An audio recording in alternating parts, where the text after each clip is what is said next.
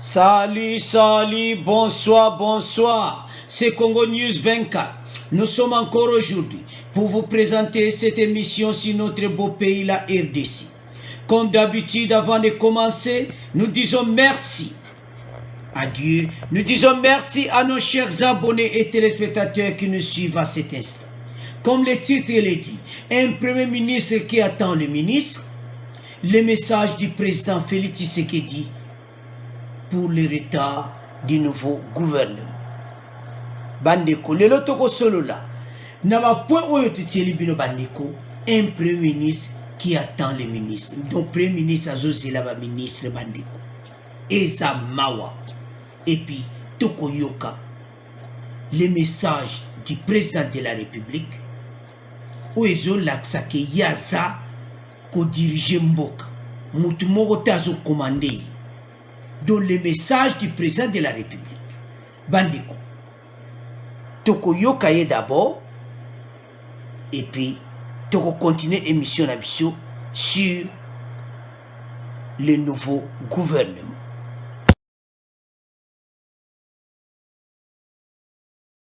Vous avez donc un Premier ministre, c'est Sylvestre Ilunga, mais vous n'avez toujours pas de gouvernement, alors qu'on va arriver à bientôt 6 mois de présidence. Quand est-ce que celui-ci sera-t-il formé? Est-ce qu'il le sera avant la fin programmée de la session extraordinaire du Parlement, c'est-à-dire avant la mi-juillet?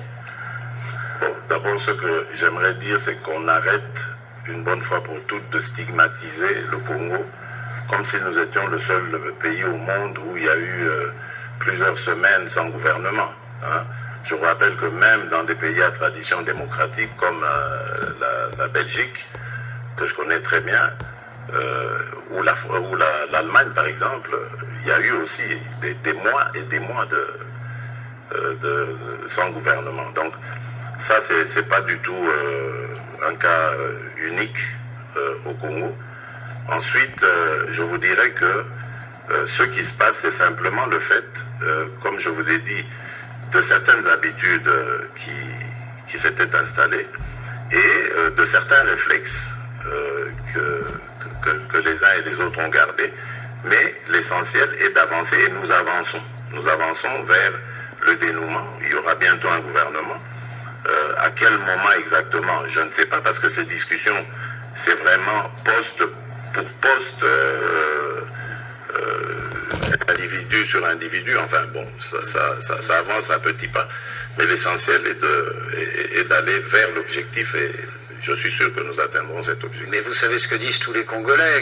Le camp de Joseph Kabila réclame pour les ministres le même ratio pour les députés, c'est-à-dire 80% des postes, alors que vous dites « je suis le président, j'en revendique la moitié ».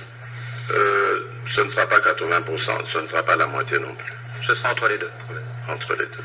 Alors, est-ce que vous exigez les ministères régaliens, c'est-à-dire l'intérieur, la défense, la justice? C'est normal, non? Pour vous. Donc, et ça, c'est acquis? Ça, vous l'avez obtenu? Lorsque vous dites pour moi, c'est-à-dire je dois avoir un droit de regard et de désignation, oui. Mais ça ne veut pas dire pour votre parti forcément. Mais non, puisque maintenant nous allons coaliser nos forces. Donc ça veut dire nous serons d'une même famille politique, grosso modo.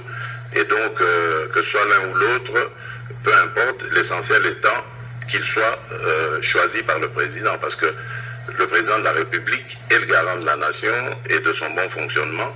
Et donc, je dois avoir des appréhensions positives sur les animateurs de ces ministères régaliens, c'est clair. Donc très brièvement, là vous êtes mis d'accord sur la répartition des postes, mais c'est les noms qui manquent là. Entre autres.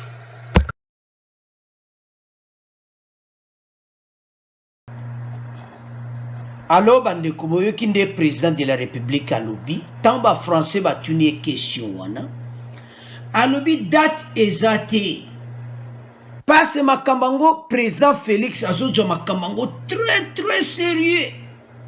Donc, où ezo laksa passe batebele bazolo bakeo Kabila monelier ou tout ça, mais où ezo laksa clair que président de la République aza président de la République azojo ba mesure na ye aza précédé.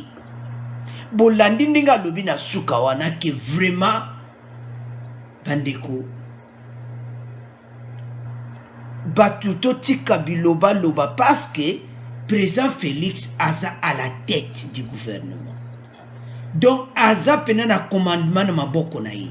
Azo diriger de mutumont azo diriger ye. Boyoki réponse n'est pas claire. Poste par poste, personne par personne. C'est-à-dire, ce qui yosa qui n'a pas eu, FCC a le but de proposer Moutouboui. Et ça la coup de poste wana présent, à oloba Moutouana zati. Parce que présence à clairose à la Mouta FCC.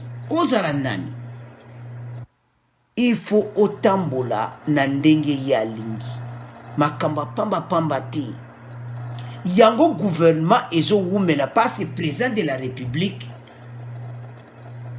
azo mené yango très très propre. Félicitations président Félix. Parce que aza clair, batuni même ba poste clé. Défense, ministère de l'Intérieur. Justice, c'est pas poste. Ah oui, azo réclamant parce qu'il y a président de la République. Donc Kabila Kouko imposé président Tshisekedi dit yan son hôtel à Batebele bazo yan to ko tia lumière na peuple que le président Félix Tshisekedi a na commandement na ye donc azo diriger mboka onde batu bazo loba loba bolandi wana ezali interview mo public bat nyonso balanda ki yango président Félix a yebisi ba français boy individu, cas par cas. Donc, ce qui m'a dit, il y a sa clarté déclassée. Il y a décidé. Et ça, Kabila te. Donc, il y a dirigé. Il y a un éclaircissement dans le premier point. Donc, il y a dirigé. Il y a un commandement. C'est le président, son excellence président Félix Tshisekedi. Yangwana, to tieli bino boyoki, tamba tuni question. Alors, surtout songi sikona, Sylvestre Ilunga. Mawatro. Izo salangana mawaso na talier. Yango moni ba Kabila baza bata désordre. Ceux qui n'ont pas président Félix, n'ont pas libango ceux qui vont battre aussi au président Félix, alors le gouvernement, oyo, DGC Bimaki. Alors, si on a tel tata battu un professeur, a eu poste à premier ministre, il y a aussi le ministre. Et ça l'a caté.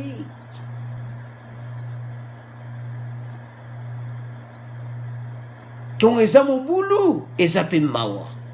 Parce que, Moutoumouka soutient des ordres. Eza Kabila.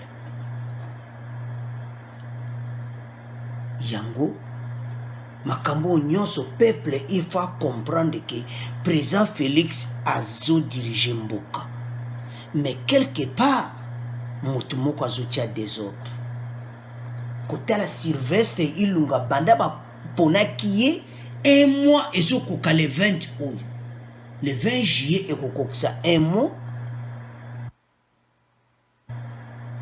Mais, si le lot a un gouvernement, a zozé, et ça qui te côté.